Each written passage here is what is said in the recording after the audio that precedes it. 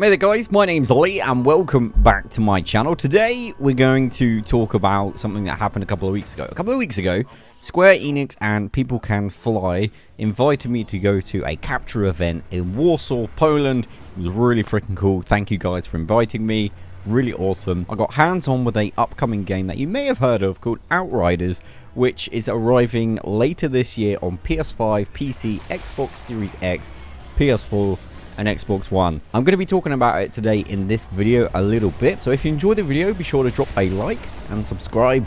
I always really appreciate it, but without further ado, let's get on and talk about Outriders and what I thought. If you've never heard of Outriders, it's a 1 to 3 player co-op RPG shooter set in a original, dark, desperate sci-fi universe where you create your own Outrider and embark on a journey across the planet in a rich story. Outriders has solid gunplay with impressive alien-like powers and a healthy side of deep RPG systems to create a true genre hybrid. This is what I said. I'll let you know whether or not I agree with that at the end of the video. In a nutshell, it is an intense shooter with some very much deep RPG mechanics. In fact, one of the main features of this game is the way it's designed around the idea of being a dynamic 1 to 3 player co-op game where you can play single player or you can join up with 2 other friends in a drop in, drop out kind of co-op situation.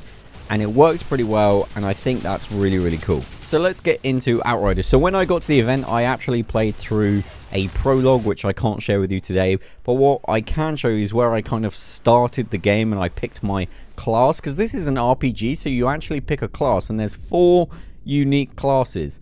Right now, I've only seen 3 of them. They are the Trickster, the Devastator, and my favorite, the Pyromancer, which you can probably guess why he's my favorite.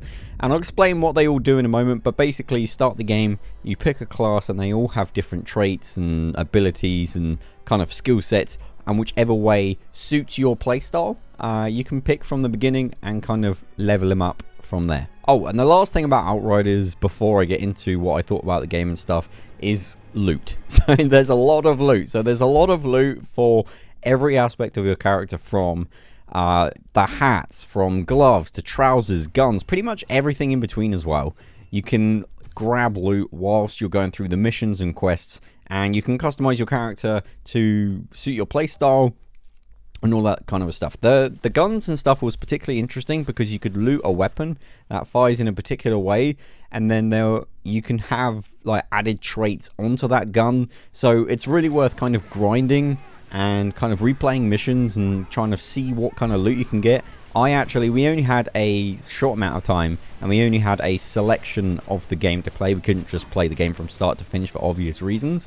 So we only had a set amount of missions, and me and my partner Scott, who, you know, it's not actually my partner, but my play partner at the event, Scott, we decided to grind a particular mission over and over just to like level up and see what loot we could get, and it was really cool to see what different abilities and stuff we could get. I'll show you some of the abilities we found later on, but yeah, it's a loot shooter, RPG, all those good things. It's got it all. So now that you know all about Outriders and what it's about, let me share my thoughts on the game and how it felt to play. So firstly, the visual feel of the game and how it felt was that it was obviously crafted by a developer that has a lot of experience in the shooter genre, which for People Can Fly, the developer, is actually true. They've developed the game Bulletstorm, if you've played it before. They developed Gears Judgment along with other projects. They also helped Epic Games develop Fortnite, so there's plenty of pedigree there, and the game definitely feels like it's polished in the shooter genre. Now that being said, as I played the game, it drastically changed quite quickly for me, and I don't know if this is true throughout the whole of the game, but the short time I played the game, it definitely felt like I was playing a shooter for the first half an hour with the prologue, or hour or so. I can't remember honestly how long it took. And then when I started leveling out my character and the RPG mechanics, it became less of a shooter and more of a RPG cooldown management game, which I'm not complaining about. The abilities were freaking cool, as you'll see in this video, but yeah, the shooting became less of a thing, maybe.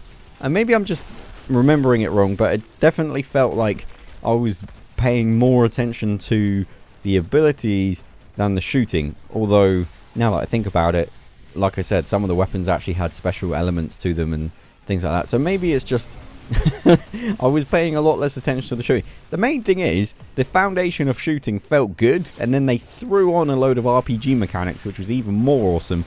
And I guess I was paying more attention to that stuff because it was crazy light effects, crazy abilities, huge damage, and it just looked really cool. So yeah, don't know really what to say about that, really. It was just all good. So one thing actually I should say lastly is I was playing on a PC version of the game, and it was being recorded on a second PC. It was an actual beast setup that they had at this event. Thank you, Square Enix, for organizing it. It was really nice setup. So what I'm saying is I had the best equipment for this game, and the game looked, sounded, played amazingly well. It played really smoothly for a game that's not out for quite a while. I didn't actually run into any like major glitches or bugs, and it felt really refined. And we actually played a fairly large portion of the game as well. So that was pretty interesting to me. The only hesitation I have with that notion is it played really well on this really beefy big PC, and I was recording on another PC. So I have genuinely no idea how it would perform or what drawbacks they make for the consoles, or what will be the old consoles. So I can't speak to that, but definitely on the PC it felt great, it looked amazing, it sounded incredible, and it was just a joy to play. So yeah, Outriders as a game is all about the abilities, the shooting, the looting, the RPG, the way you level up your character. And I will say the main choice you make at the beginning really drastically changes the way you play the game. Obviously you can have more than one character. There's no reason why you can't go back and swap out your character. But to go from the Pyromancer to the Trickster was very different. I never got to try the Devastator, and I have no idea what the fourth ability character is. But even those two characters I played drastically changed how the game felt, how I went about playing the missions. And I actually really like that. It's really cool because not everyone's going to be wanting to play the game in their own style. For example, I played the Pyromancer the longest. I enjoyed the Pyromancer the most, and the reason is I always in shooters pick normally the single shot or sniper-esque class. I like sitting back, nailing those headshots, being a little bit vulnerable if people get close up to me, and the Pyromancer kind of fits that a little bit. I sit back, get to throw a lot of flames, see everything burn, and you get high damage. So kind of far away glass cannons side of things, whereas the Trickster is a character that gets up close, does a lot of damage really up close. But for me, I didn't enjoy that gameplay as much because I enjoyed shooting and then the cooldowns and the kind of that rotation, whereas the Trickster was a little bit more complicated and I had to play with shotguns and different style of weapons. So anyway, you and up to 2 other friends go into story missions and quests and basically line up enemies with weapons and special abilities.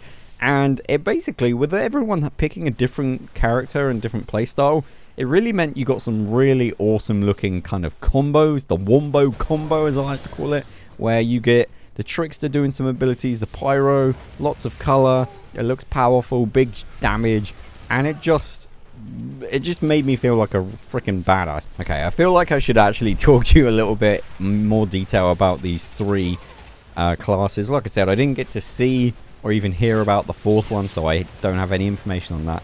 So let's go through them. The first one, like I said, the Trickster. The Trickster is a hit and run kind of damage dealer for Outriders. Glass cannon, if you will. They do their best in close combat, where they're equipped with powers that allow you to basically get around the battlefield and flank enemies. The Trickster kind of bends the laws of space and time with their abilities. So there's this one where you put up like almost like a time bubble. Like, it's the best way I could describe it, where there's like a force field where if you go into it, all the enemies freeze in time, and in that time you can do lots of damage. You know, shotgun, you can smack them with the gun. It's kind of really freaking cool, and it looks actually amazing. It's got this really nice blue hue to it. It's kind of freaking cool to see as a pyro just standing at the back like watching it all. But basically, a lot of movement, a lot of teleporting around the battlefield up close, wreak havoc, and it's pretty interesting to see.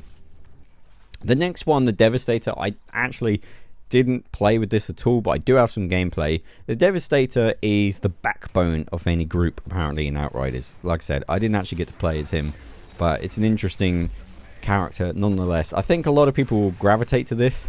Is it gravity? Because he's heavy. Never mind. It's a strong, tough tank, basically. So it's the tank of the group. Gets in there, lots of area of effect damage. Kind of soaks up a lot of damage as well. Basically leaps into the fight and just is freaking just does ground pounds. Just the ultimate ground pound champion. Lots of rocks, earth, which I didn't find as interesting. I wish the Devastator had more of a color effect. I don't know if, like, maybe this was a stylistic choice, but I felt like the Pyromancer and the Trickster were very colorful, and then the Devastator was very brown. So maybe that would be something that I wish I could see. Like, maybe the Devastator was like a bright green with their powers a little bit more. I don't know. Anyway, the Pyromancer, my favorite, medium range. This is the direct quote. A medium range area of effect specialist. So basically, kind of like at the back, and just does AoE damage, wielding the power of fire, obviously, pyro being fire. So you basically use thermal bombs, you do like giant lava, fireballs, and basically it's just all about just explosive fiery damage, and in combination with the other abilities, really fun. The pyro actually had a really cool kind of effect, power effect, like a side ability, if you like, a passive, you could call it, where if you light someone on fire and then kill them, you get health back. So it was very reminiscent of like Doom, where if you need ammo, you have to kind of follow up and kill people in a certain way. This had a similar sort of story where if I was running low on health, I would try and light people on fire but not kill them, and then pop, you know, bam, he's down. And then you get lots of health back, and it's just great, and you can carry on and just tear up face. But that, in combination with the other abilities, some synergies, was really cool. So those are the three specialist classes that I saw. Like I said, I don't know the fourth one. If I had a guess, I would imagine it would either be a support-like class, or would be a more of a sniper, kind of very at the back. As I said, the Pyromancer is a medium range, but I kind of compared him to a sniper. Like, that's how I played him, at least. So, it's either those two, I would guess. I have absolutely no knowledge, but I would say either a support healer type, or, you know, more of a sniper kind of damage dealer. But I don't know. It depends what kind of direction they want to take the game into. Now, one of the things I really want to talk about that I have like my reservations for this game overall, I'll talk about in a little minute, overall was a really positive experience. But the one thing that I'm a little bit worried about was the prologue was really good. I actually really enjoyed the prologue. I'm super sad I didn't get to show you any of it, but I can show you this B-roll footage, which kind of has the same look and feel. And what I will say is that prologue was really sci-fi and really freaking cool. There was different animals, different, you know, it just looked very alien. And then when the game starts, everything looks, well, you can see from the gameplay, everything is just like destroyed, which is kind of makes sense. But I really hope, and I don't know, like it's an RPG, so I don't know how far this game goes, and like I wish I could have seen more. But if it stays as the time in which I played it, that I'll be disappointed. And the reason why is because I spent most of my time, in fact all of my time, shooting infantry, like soldiers, and I wish I could shoot more alien, beast, you know, kind of alien type infantry. Like it didn't feel like I was in sci-fi some of the time. It certainly felt apocalyptic at times, but I would have really liked to see more of the really alien animals or possessed people, and just thin like human kind of mutated or something like that, you know. It felt quite safe in the short time that I played it in after the prologue. So I'm hoping that the rest of the game varies the enemy types, but my point is, in the short time I played it, the enemy types seemed all fairly similar, and by the end of it I felt like I'd seen all of the enemy types. So I don't know if that changes. I really hope it does. We'll have to see when it comes out. That's my only hesitation with this game. It like felt and played great. The developers definitely are in their wheelhouse. Like this is definitely what they're good at. I could feel it was a polished game. Like the game, like I said, doesn't come out for quite a while, and the game felt finished to me. But having said that, I really hope the RPG and the skills ramp up. This is the clip I was talking about earlier where I got an ability. It was fairly later on. I think the developers were surprised that me and Scott managed to get this far, but we were so determined to level up as much as possible. But we got this ability where I'm literally spinning like a maniac, and it's just it's amazing. This is with the trickster. But yeah, I really wanted to see more abilities. I was desperately trying to level up to see more, and I really hope to see more interesting levels later on in the game. If there is more interesting levels and like it varies, then great. But like I said, I only got to play what I would consider a small portion of the game. If it continues on the trajectory that I played with the variety, I'll be very happy. And it is a great looter shooter RPG style game that I think is pretty cool. A couple of things other to note as well. A couple of notes from the developers and things. So this is going to be a game, standalone game. So there's not going to be a live service. This is the game when it comes out is the game, which is kind of nice actually. I kind of appreciate the fact that they've established like, look, this is the game. We've made the game from start to finish. There might be expansions or extra content after the fact, but we really want to sell you an entire game and not kind of bring out a half game and slowly iterate on it. Like with selling you the full game, and that is the complete package, like the whole story, if you like. And I really like that. I admire that. And in terms of monetization, didn't see any monetization, so I can't speak to any of that. But there was no pay to level up my ability or pay to level up my weapons, so I assume that won't be in the game. I doubt it will be in the game. So if you're looking for a single player or co-op looter shooter with more of an honestly, I think this game was more of an RPG than anything else, then I would say that this is a game to look out for. It like it looked impressive and was really cool. So anyway, thank you for watching, guys. Drop a like if you enjoyed this video. Leave a comment what you thought of Outriders and the gameplay down in the comment section below. I'll be reading your comments, and I'll see you in the next video. Take care. Bye bye.